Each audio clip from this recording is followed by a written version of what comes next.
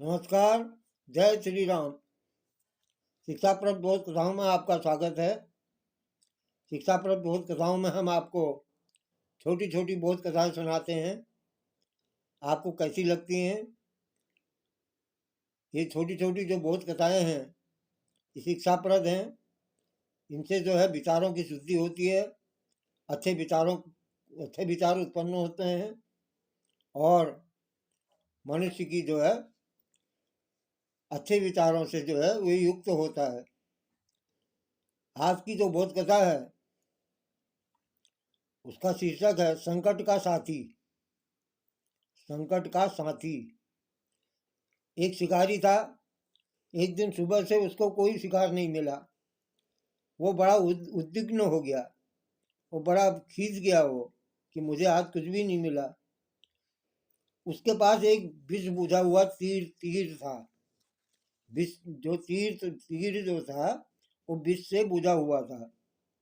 हताश और क्रोधित शिकारी जो है घने जंगल में प्रवेश कर गया। उसे कुछ मृग दिख गए उसको। उसने निशाना साधा और तीर चला दिया।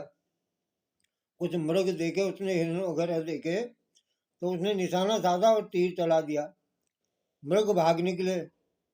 जो हिरण वगैरह थे वो भाग गए और निशाना चूक गया। तीर मृगों को न लगकर एक विशाल बट वृक्ष में जाकर लग गया। वो तीर जो था विष से बुझा हुआ था, इसलिए वो एक बट वृक्ष में जाकर के लग गया। हिरणों को तो नहीं लगा, मृगों को वो नहीं लगा तीर, वो भाग गए। तो शिकारी समझ गया कि ये वृक्ष अधिक दिनों का मेहमान नहीं है, क्योंकि विष से बुझा हुआ तीर जो है बट वृक्ष में लग गया। तो शिकारी समझ गया अब ये बट वृक्ष जो है सूख जाएगा, अब ये बहुत दिनों तक नहीं रहेगा। ऐसा सोच करके वो शिकारी जो है अपने गांव चला गया। वो जो बट वृक्ष था जिसमें तीर लगा हुआ था, और उस बट वृक्ष पर अनेक पक्षी रहते थे। वो वृक्ष पर लगे फल खाते थे, गीत गाते थे और बड़े प्रसन्न रहते थे पक्षी। वो जो है विष बुझे तीर के प्रभाव से वृक्ष सूखने लग गया। डालियां सूखकर जमीन पर गिरने लगी। पक्षी भयभीत होकर घोंसला तोड़ने लगे। उस विशाल वृक्ष के कोटर में एक तोता निवास करता था। उस बट वृक्ष के कोटर में एक तोता निवास करता था। वृक्ष पर आए इस संकट से वह चिंता में पड़ गया। वह कई सालों से यहीं रहता था, इसी कोटर में, इसी बट वृक्ष की कोटर में। इस संकट की घड़ी में उसने वृक्ष को छोड़कर जाना उचित नहीं लगा।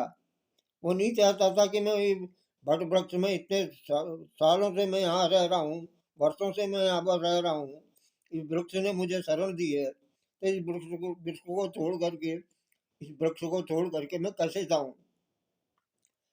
देवताओं के राजा इंद्र ये सब देख रहे थे। वे ब्राह्मण का रूप धर करके तोते के पास आए और बोले, इस सूखे वृक्ष को कोटर में क्यों पड़े हो? ये वृक्ष सूख गया है, अब इसके कोटर में पड़ करके क्या करो? कोटर में रह करके क्या करोगे तुम? इसे छोड़ दो। तोता बोला, देवराज, मैंने आपको पहचान लिया है, आपका स्वागत है। इंद्र अचंभित हो गए। बोले, इस वृक्ष की उम्र पूरी हो चुकी है, इसमें अब फल नहीं आएंगे, फल भी नहीं आएंगे। तुम किसी अन्य विशाल वृक्ष पर चले जाओ, वहां फल भी मिलेंगे, साथ ही पक्षी भी मिलेंगे, हरे पत्तों से ढका कोटर मिलेगा। वहां तुम यहाँ पर अब तुम सुरक्षित नहीं हो। तोते ने कहा, देवराज, यह वृक्ष जन्म से मेरा साथी है, इसी वृक्ष में मेरा जन्म हुआ है। मैंने इसी वृक्ष के कोटर में आंखें खोली हैं, यही बड़ा बड़ा हुआ हूँ, इसी वृक्ष पर शिक्षा पाई है मैंने। इसी वृक्ष ने बड़े बड़े संकटों से मेरी रक्षा की है, इसी पर मैं खेला कूदा। अब इस संकट की घड़ी में ऐसे कैसे छोड़ दूं? तोते की बात सुनकर के देवराज इंद्र मन ही मन प्रसन्न हुए और कहने लगे, मैं तुम पर प्रसन्न हूँ, तुम कोई वर मांग लो। तो तोते ने कहा, वर ही देना है,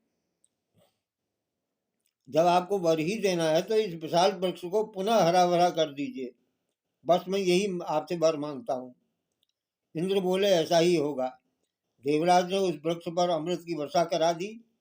वृक्ष हरा भरा हो गया, उस पर पुनः फल आने लगे, फिर पक्षी जो है उसमें आने लगे, दुनिया भर के पक्षी जो है उसमें निवास करने लगे और पक्षी कलरव करने लगे, बहुत प्रसन्न रहने लगे। देवराज बोले, तोते से बोले, देवराज इंद्र कि साथी हो तो तुम्हारे जैसा हो। और वो जो बट वृक्ष था उसने भी तोते की खूब प्रशंसा की।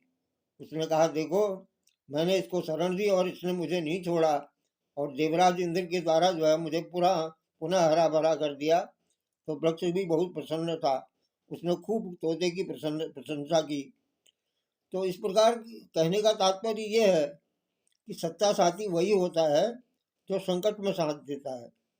जो संकट में साथ देता है वही सच्चा साथी है।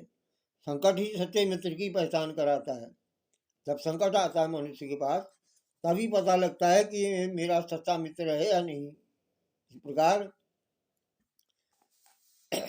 धीरज धर्म मित्र और नारी आपद काल परखिए चारी। आपको कैसी लगी ये बोध कथा जरूर बताएं। धन्यवाद। जय श्री राम।